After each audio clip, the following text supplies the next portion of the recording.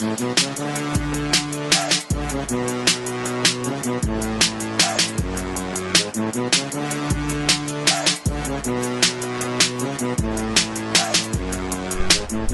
Podcast coming to you on March 13th, 2022. I am actually on location here. I'm at the playground. My kids decided to ask me to go to the playground a little while ago. So I said, you know what, screw it, let's do it. So I'm actually doing this on location right now. Podcast, of course, you can subscribe to on Apple, Spotify, Stitcher Radio, all that good stuff. So I'm actually doing this podcast walking around a tennis court. I was just shooting some baskets with my oldest son Eli, with a basketball that's actually half flat now. I gotta go get some air into it. I have to buy a new one. I must buy a new one soon. I do like the fact that my son is getting into basketball now. Like he's always been into wrestling and combat stuff, combat sports. You know, he's doing jiu-jitsu now. Both my kids do jiu-jitsu and boxing 4 days a week, which I love. I think that's one of the best things we ever did as a family is to get those kids into activities like that. Especially the fact that, you know, it helps with rage, it helps with anxiety, it helps with just really get out of the house, because for the last two years now, this has been our life. You know, our life has been pretty much restricted because of the virus and the pandemic and all that, and which I understand. But like I said, we gotta get back to normal again. We gotta get back to, you know, being healthy. You know, going outside is not a bad thing either. It's not, you know, being out, and I'm someone who likes to stay home all the time. You know, so don't get me wrong. I love being at my home and watching TV shows and eating and, you know, all that good stuff and just hanging with my family. But it is healthy to be out also and do activities and be physical and whatnot. So, but he's getting to basketball now, which I love. It's really good. So I'm hoping that he maybe in the next year or two he'll probably want to try for a team. But he's starting to get basketball now. Hopefully he'll start watching with me more often. Football's still not really his thing yet. He's still kind of not a big football guy. He has expressed baseball. He has a baseball in the future, so maybe that'll happen down the road. But you know, baby steps, right? Baby steps at a time. This week is also spring break for my kids too, as well. And we were actually going on our first vacation as a foursome. You know, Logan was born. Both boys will be, you know, as I said, same birthday week. In next month, they turn 9 and 5. We haven't gone on vacation together as a family, as a foursome like this. You know, we've done like day getaways here and there, but nothing over extravagant. We're going to Orlando for about 5 days, and 4 days rather. My mother and my stepfather actually rented out a Airbnb. So we're going to take the kids to Legoland while we're up there for a day or so. We have planned on going in April for the birthdays, but then my mom had mentioned that she rented the Airbnb for the entire family. So we're just going to merge the two trips into one, rather than do two separate trips, just do one. You know what I mean? So looking forward to it. Looking forward to a couple days off. I haven't really had any time. I mean, I don't even count the time we had COVID. You know, because that doesn't really count on a pandemic. The 2 weeks off of pandemic, that wasn't a vacation, to be honest with you. That was more stress. But this is our first actual vacation. My wife and I have been working very hard the last, year or so, and, we're trying to, prioritize it more often. Going away, doing little mini trips here and there. Obviously, it's a lot of money, and it's obviously a financial sacrifice to some degree to make that happen. But that's the plan. That's the things we want to do going forward. It's healthy. It's good for your mental health and all that. So I'm looking forward to the vacation time. I definitely need it. I'm working like crazy here at work. Obviously dealing poker, and then doing a lot of stuff with the production side of things, doing commentary and things of that nature. I just did like two gigs 2 days in a row, two poker streams, which you guys should check out. It's actually you check out PBKC Poker for example, but also I have it on my YouTube page as well too. You see PBKC Poker commentary on my my YouTube page as a playlist on the Earnestly Media playlist. You check it out too as well. Did a 4-hour stream yesterday. I did I think it's 2.5 hours, close to 3 hours on Friday night. Plus work around that.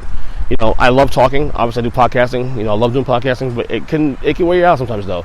Like, especially when you're doing a stream and you're doing commentary, play by play.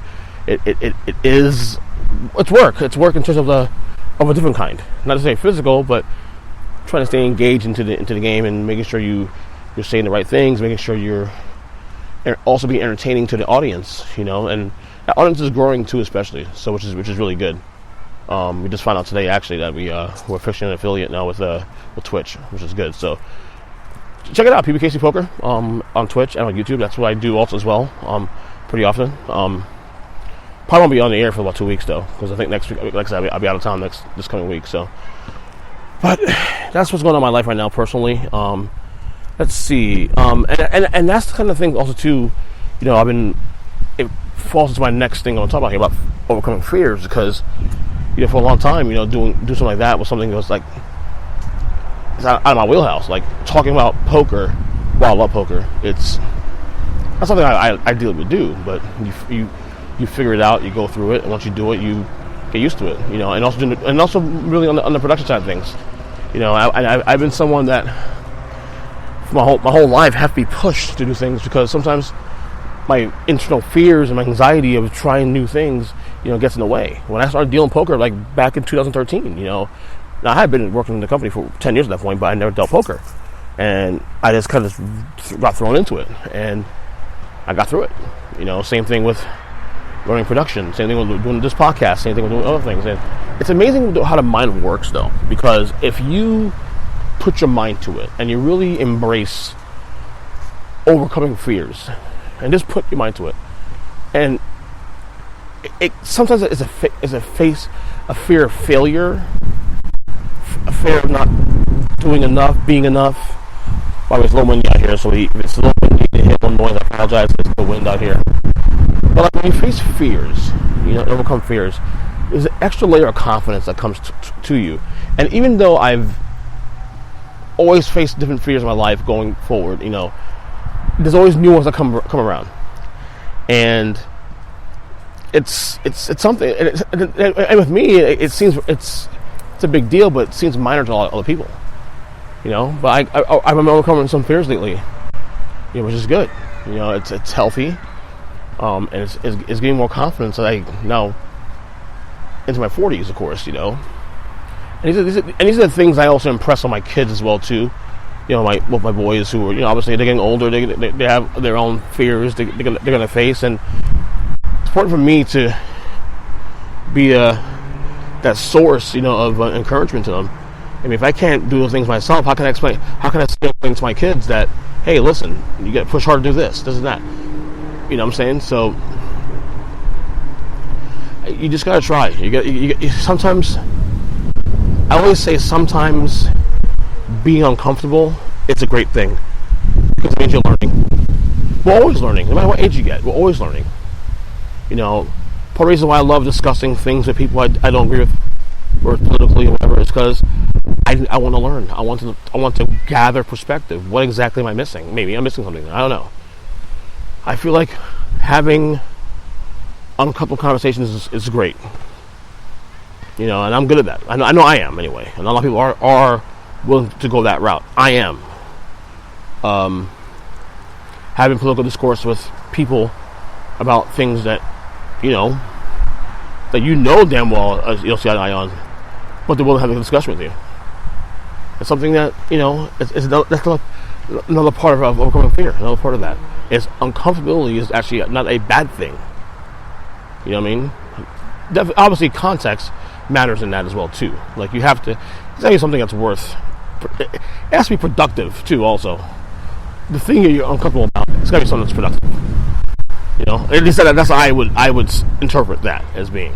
So, a little bit of ramble there. Let's move on to the next thing on my list. So Shaquille O'Neal recently just turned 50 years old.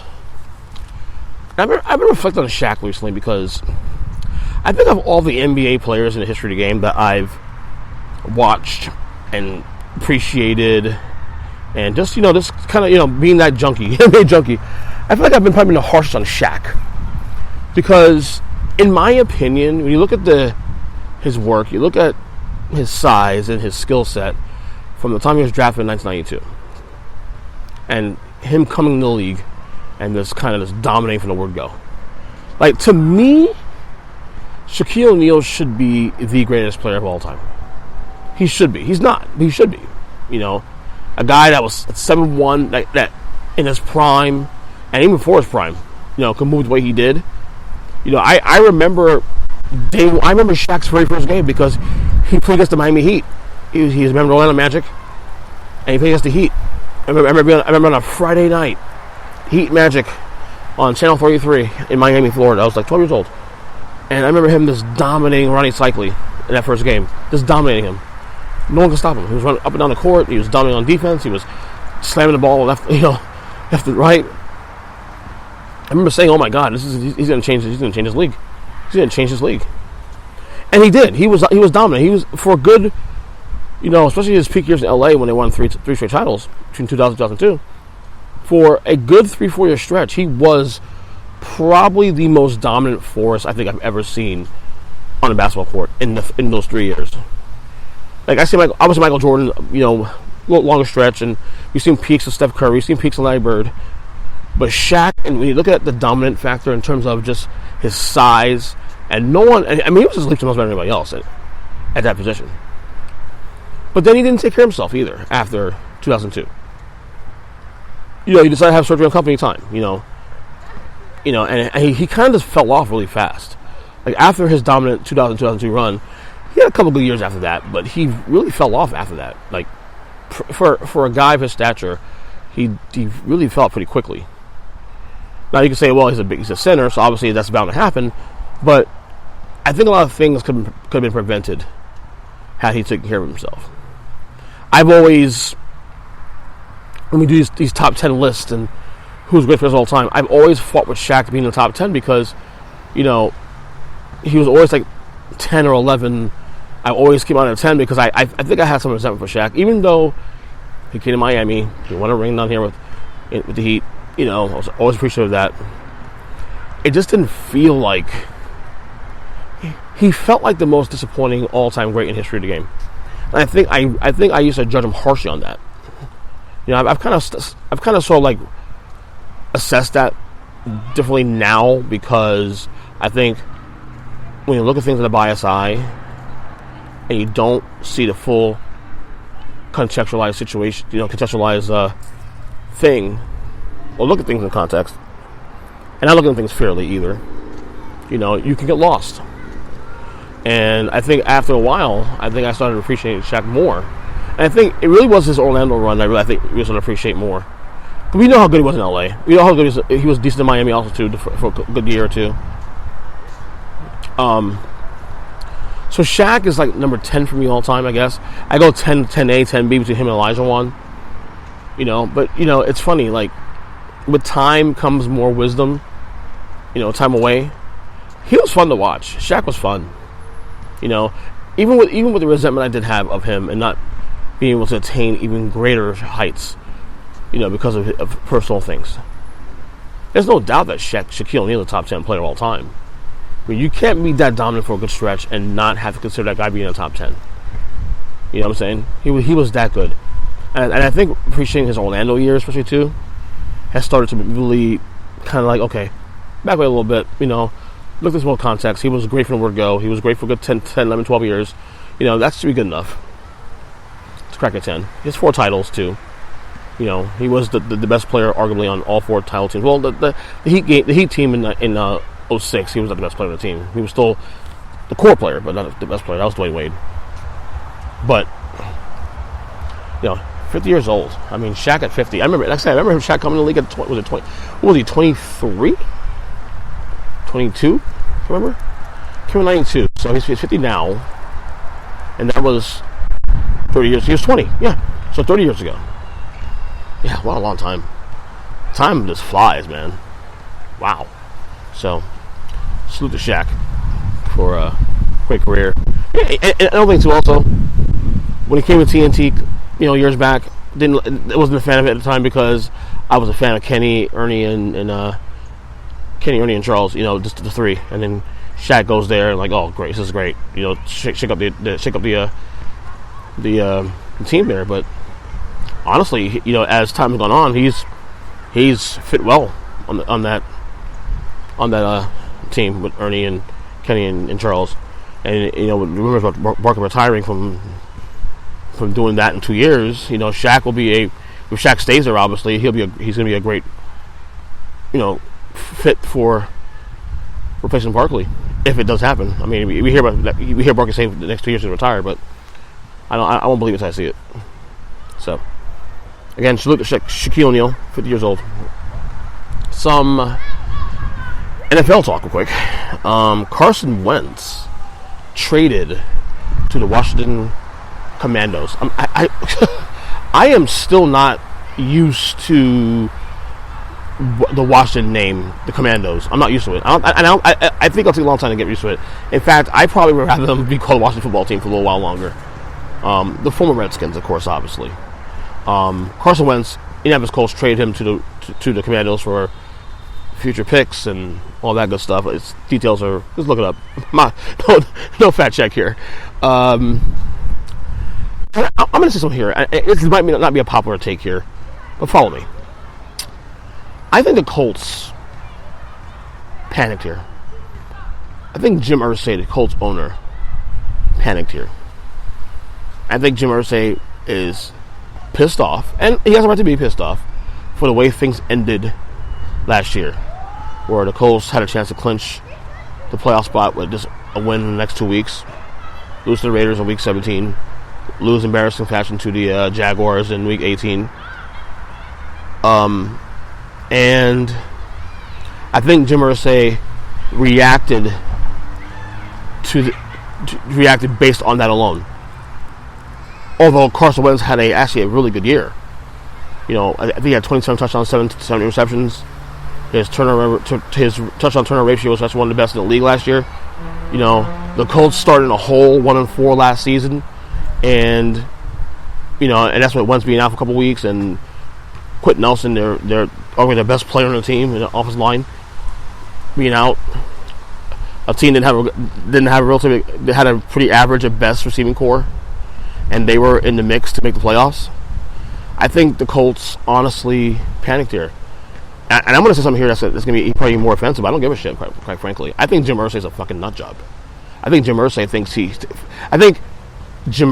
honestly, and I've been saying this for a couple of years. Actually, I actually wrote a blog about this on my about back in 2015. After Jim Irsay had that situation with the pills, and he got fined from the league, $500,000 for illegal drugs, or whatever, that kind of thing. I think Jim Irsay is a nut job. I think Jim Irsay fancies himself to be Jerry Jones, this owner / personality that's kind of cool and kind of like vocal. Look, I don't necessarily like how Jerry Jones operates sometimes, but Jerry Jones is Jerry Jones, and I think Jerry Jones is naturally that way. He's been that way for 30-something years now. So Jerry Jones is Jerry Jones, and what Jerry Jones does is an authentic thing. Jim Irsay trying to be that guy is not. Okay, I think he panicked here. I think you could have gone one more year, Wentz. One more year. You're in a weak division for the most part. I mean, Tennessee is decent. Houston's going to be trading Deshaun Watson very soon. The Jaguars are still rebuilding, so it's not like the Colts were not there. I mean, and you look at all the season in totality. The fact that the Colts were even in the playoffs race late in the year, based on how they started, you should at least give them credit for that. And again, Carson Wentz had a decent year. I don't think Carson Wentz is a bad quarterback. I think based on the hype and based on what's happened in the last couple of years, and you hear all these rumors about him not being a great teammate, but of course that could be all bullshit too, because like I said, agents and teams put out these kind of things just to kind of throw the public off for PR purposes and stuff. At the end of the day, it is what it is. I hope Carson Wentz comes back, and I'm not a Washington fan. I'm a Giants fan, so Washington obviously is a big rival for me. I hope Carson Wentz comes back and really does some big things in Washington. I think it's got a bit of a raw deal. I think the narrative on him is a little bit over. It's a little bit much. Like, yes, he needs to stay healthy. That we know. Okay? But whenever he's healthy, outside of last year in Philadelphia, he's been really good. So I don't understand. And that's where I get lost. Like, what exactly are we doing here? So I think Jim Irsay is an idiot for panicking. He's going to go get Jimmy Garoppolo now, probably. Or I saw a report today that he might go and get Marcus Mariota. So you mean to tell me that Marcus Mariota is better than Carson Wentz right now? Another guy who can't stay healthy? He's a starter. I mean, he's a great kid. Don't get me wrong. But so you're patchwork because you're so fucking mad that Carson Wentz will close the deal. Gee, let's get Marcus Mariota to change things up. Like, stop. Like, you're not Jerry Jones. You're not a Playboy owner. You're just some nut job that owns a team that thinks that because you own a team that you know better. Leave the football decisions to the football guys, please. You're not Jerry Jones. You're not. So stop. So, before I go, things I'm watching right now. I actually started the Kanye West documentary on Netflix. I'll review that probably in the next week or two. I think I'll probably watch that on vacation. I think what I'll do is if I get some time, downtime next weekend, I'll finish the documentary. But so far so good though. I think it's a 3-part documentary, I believe, and it's I'm almost done episode 1. Every time I get to watch it, my kids seem to bother me, so I can't finish that. I started watching also I saw the premiere episode of Winning Time, HBO's series by Adam McKay, chronicling the. It's actually a TV show. It's directed by Adam McKay, and it's about the Showtime Lakers. It's a really funny show. I think it's a little embellished. I think the portrayals of Jerry West make me a little embellished. They portray Jerry West, the general manager, as a very angry guy. I don't think it was that angry. They portrayed Jim Buss, played by what's his freaking name? I forgot his name. John C. Reilly, as a playboy, crazy, progressive, like this zany owner. Maybe he is. Maybe Jim Buss was that way. I thought the typecast was pretty good in terms of Magic Johnson and Jerry West and John C. Reilly being as Jim Buss, honestly. But it's a good show. One episode in, I think the next episode's drops tonight. I'll probably watch that later tonight, hopefully. So I watched that. Other than that, nothing else I've been watching. That's about it for now. Deshaun Watson not going to face criminal charges for the situation, so obviously now the market for him has been ramping up now. Word is the Saints and the Panthers are interested in Deshaun Watson's services, so we'll see how that goes. And I guess that's it for now. Quick one here, like I said, on location. Look out for all the like I said, the new concepts on the podcast.